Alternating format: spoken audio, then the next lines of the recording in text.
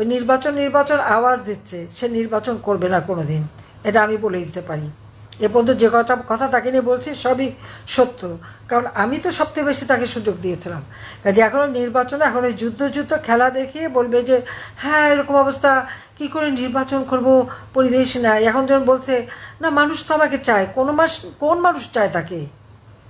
সে টাকা পয়সা দিয়ে 40 জনের একটা টিম বানিয়ে তাদেরকে দিয়ে সোশ্যাল মিডিয়াতে সেই কর্পোরেট পাবলিসিটি যেভাবে করে ওইভাবে কর্পোরেটের পাবলিসিটি, ওই পাবলিসিটির মাধ্যমে সে মানুষের মতামত নিয়ে আসছে। এটা তো সে ক্রয় করছে।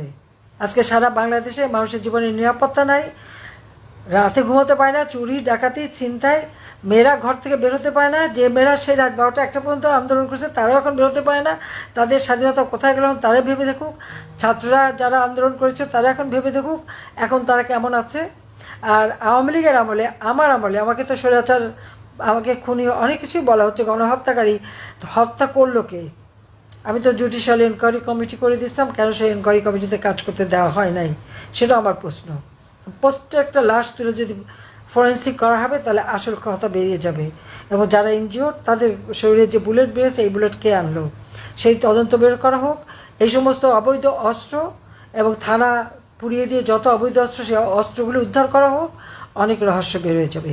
কাজে শ্রমিকের অর্থ আত্মসাৎকারী সে ক্ষমতায় বসে এখন ওই ক্ষমতার চেয়ারে গুলুর সাথে আটকে গেছে, এখন আর নড়তে চায় না, আর কিছুতেই যাবে না, আর সে যাবেও না, ইলেকশনও দেবে না। যে যত আশা করুক, যে যত করুক, ইলেকশন কথা বলে মানে ছেলে বুলানো ললিপপ দেবে, কিন্তু ইলেকশন সে দেবে না, এটা আমি একেবারে নির্বিঘ্ন বলে দিতে পারি। কিন্তু আজকে এই যে যুদ্ধ খেলা বা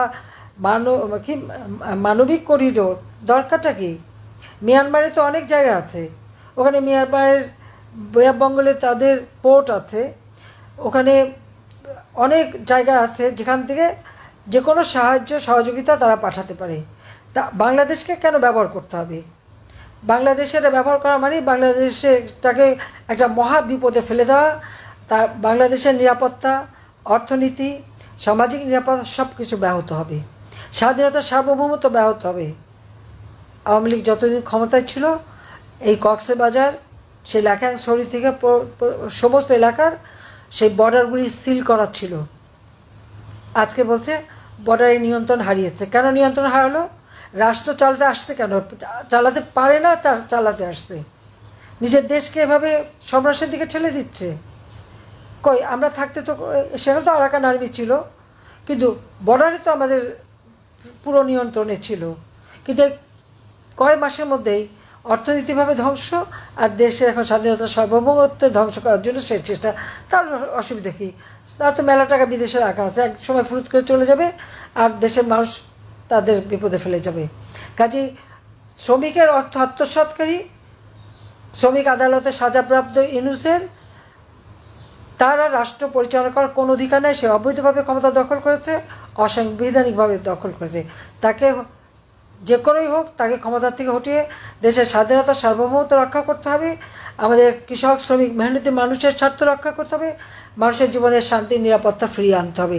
এবং আজকে আমাদের বর্ডার আপনারা দেখেছেন, ইউনূসের পররাষ্ট্র উপদেষ্টা বলে দিলেন যে কক্সবাজারের ওখানে যে বর্ডারটা সেটা নাকি তাদের নিয়ন্ত্রণে নাই। এটা কোন ধরনের কথা?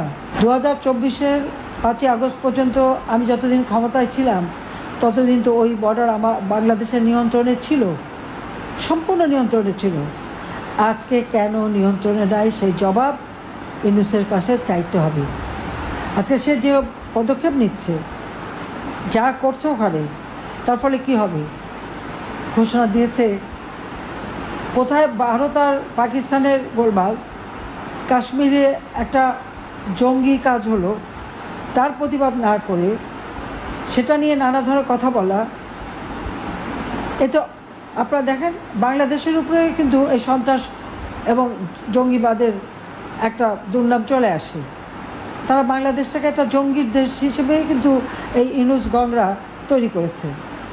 সেখানে কি হবে সেই জন্য ইউনূস সাহেব বলে দিলেন কি যে আমাদের যুদ্ধের প্রস্তুতি নিতে হবে।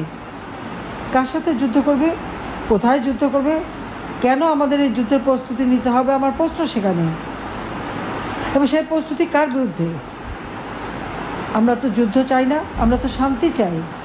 সকলের সাথে বন্ধুত্ব, কারোর সাথে বৈরিতা নয়। আজকে যদি এই যুদ্ধের তার আয়োজন করতে হয় আর সেই যুদ্ধের প্রস্তুতি নিতে হয়, তার কি দাঁড়াবে? কারোর সাথে যদি সংঘাত বাঁধানো হয়, তাহলে বাংলাদেশের অর্থনীতি ইতিমধ্যেই ইউনূসের বদৌলতে 6 মাসের মধ্যে অর্থনীতি ধ্বংসপ্রাপ্ত। আমাদের দারিদ্র্যের হার বেড়ে গেছে, অতি দারিদ্র্যের হার বেড়ে গেছে, মাথাপিছু আয় কমে গেছে, উৎপাদন কমে গেছে। আজকে হাহাকার সারা বাংলাদেশে। কই আওয়ামী লীগ সরকারে থাকতে তো সেটা হয়নি। আজকে কথায় কথায় লাশ পড়ে, এমনকি আমার ওলামা মাসাকরাও তাদের হাত থেকে রেহাই পায় না, মাদ্রাসা শিক্ষক রেহাই পায় না, ছাত্ররা রেহাই পায় না। আর আওয়ামী লীগের নেতাকর্মী তো তাদের কাছে কিছুই না, মেরেই নাকি সব শেষ করে দেবে। একটার পর একটা হত্যাকাণ্ড ঘটাচ্ছে, আর আওয়ামী লীগের সকল নেতাকর্মী মামলা এবং আমাদের হাজার হাজার নেতাকর্মীকে জেলে রেখে দিচ্ছে। একবারে প্রতিটি উপজেলা জেলখানা ভরে গেছে আওয়ামী লীগের নেতাকর্মী দিয়ে। কেন? আওয়ামী লীগ কী অপরাধটা করেছে? আজকে স্বৈরাচার কে? সাংবাদিকরা কথা বলতে পারে, তাদের বিরুদ্ধে মিথ্যা মামলা, একটা ডিটেনশন কার্ড কেড়ে নেওয়া হয়েছে। শুধু তাই না, 3 জন সাংবাদিক তার তথ্য উপদেষ্টাকে নাকি কঠিন প্রশ্ন করেছে, সেই জন্য চাকরি চলে গেল। এতটুকু সমালোচনা বা একটা তথ্য দিতে পারবে না। প্রতিদিন নারী ধর্ষণ, শিশু ধর্ষণ, খুন, হত্যা, ডাকাতি, চুরি, মানুষের জীবনের কোনো নিরাপত্তা নেই, কোনো। কিন্তু এই সংবাদ কোথাও দেওয়া যাবে না। আজকে বাংলাদেশকে নিয়ে এই খেলা খেলে যাচ্ছে এই খুনি জঙ্গি ইউনূস এবং তার উপদেষ্টা এবং তার ওই সমন্বয়কারীরা। কাজে তাদের রাষ্ট্র পরিচালনার কোনো অধিকার নাই, কারণ তারা অবৈধভাবে ক্ষমতা দখলকারী। অবৈধভাবে শুধু ক্ষমতাই দখল করেনি, আজকে অর্থ সম্পদ ব্যাপকভাবে পাচার করে যাচ্ছে। আর ইউনূস তো ক্ষমতা আসার সাথে সাথে আগে ব্যবসাগুলি হাতিয়ে নিল, ম্যান পাওয়ারের ব্যবসা, তারপর যে ডিজিটাল ওয়ালেট মানে বিকাশ, নগদের মতো টাকা সাপ্লাইয়ের ব্যবসা, ইউনিভার্সিটি করবে, আরও হাসপাতাল কী কী করবে বলে সমানে তার এই অপকর্ম। এবং ট্যাক্স সমানে ট্যাক্স ফাঁকি দিচ্ছে। আর ট্যাক্স ফাঁকি করলে আজকে কী হচ্ছে? বাংলাদেশ ট্যাক্স আহরণ করতে পারছে না। কী করে পারবে? যে ক্ষমতা দখল করেছে, সরকার প্রধান হিসেবে নিজেকে পরিচয় দেয়, সেই যখন ট্যাক্স দেয় না, ট্যাক্স ফাঁকি দেয়, তাহলে তো আর সাধারণ মানুষকেও ট্যাক্স দেবে। কাজে এর হাত থেকে রক্ষা করার জন্য দেশকে রক্ষা করতে হবে, দেশের মানুষকে বাঁচাতে হবে, মানুষের জীবনের শান্তি নিরাপত্তা নিশ্চিত করতে হবে। মানুষের ভিতরে যে আস্থা বিশ্বাস ছিল এবং আমাদের তরুণ সমাজ, যাদেরকে আমরা প্রযুক্তি প্রশিক্ষণ দিয়ে একটা উন্নত সমাজে বাংলাদেশ গড়ার জন্য প্রস্তুত করছিলাম, লেখা পড়া সব ব্যবস্থা আমরা করে দিয়েছিলাম। আজকে লক্ষ লক্ষ ছেলে মেয়ে পরীক্ষা দিতে পারেনি এসএসসি, আজকে তারা পড়াশোনা করার সুযোগ পাচ্ছে না। কাজে এই অবস্থা থেকে বাংলাদেশের মানুষকে বাঁচানোর জন্য যেখানে যে যেভাবে আছে, কোনো নির্দেশ লাগবে। আজকের এই কথাই আমার নির্দেশ, যে যার যেখানে যেভাবে পারবে এই সরকারের পতনের জন্য এবং এই সরকারকে হটিয়ে বাংলাদেশের মানুষের জীবনের শান্তি নিরাপত্তা ফিরিয়ে আনার জন্য সকলকে কাজ করতে হবে। কারণ এদেরকে ছাড় দেওয়া যাবে না। আজকে আমার আওয়ামী লীগের নেতা কর্মীদের গায়ে যারা হাত দিয়েছে তাদের ছাড় দেওয়া যাবে না।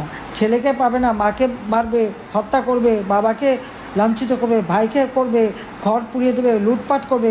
এই লুটপাট করে কারা কোথাও কোন সম্পদ নিয়েছে সব খুঁজে বের করতে হবে। এই জন্য প্রত্যেকটা এলাকায় যারা সংযুক্ত আছে আমি তাদেরকে বলবো, এবং আপনারা সবাইকে আমার এই বার্তাটা পৌঁছাবেন, কোন কোন এলাকায় কারা কারা আমাদের আওয়ামী লীগের নেতাকর্মী বা আমাদের মুক্তিযোদ্ধাদের সম্পদ ধ্বংস করেছে, আগুন দিয়েছে, লুট করেছে, কোন কোন প্রতিষ্ঠান ধ্বংস করেছে, সমস্ত কিছু ডকুমেন্ট তৈরি করেন এবং আন্তর্জাতিকভাবে এটা প্রচার করতে হবে এবং সাধারণ মানুষের কাছে কথাটা পৌঁছাতে হবে।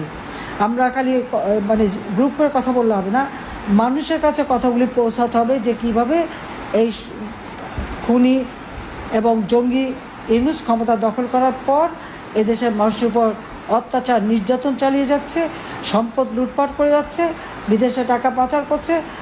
আজকে তার সমন্বয়টা তো রাতারাতি আঙুল ফুলে কলা গাছ, উপদেষ্টারাও প্রচুর পয়সা বাড়াচ্ছে।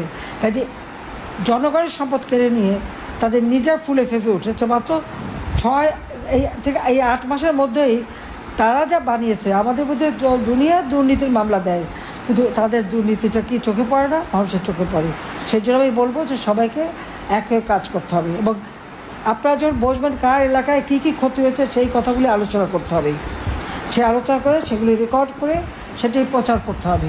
কাজে এটি আমার নির্দেশ যে এখন আর সময় নাই, আমাদের দেশের স্বাধীনতা সার্বভৌমত্ব রক্ষা করতে হবে, দেশের মানুষের শান্তি নিরাপত্তা নিশ্চিত করতে হবে, দেশের অর্থনৈতিক উন্নতি সমৃদ্ধির পথে বাংলাদেশকে এগিয়ে নিয়ে যেতে হবে।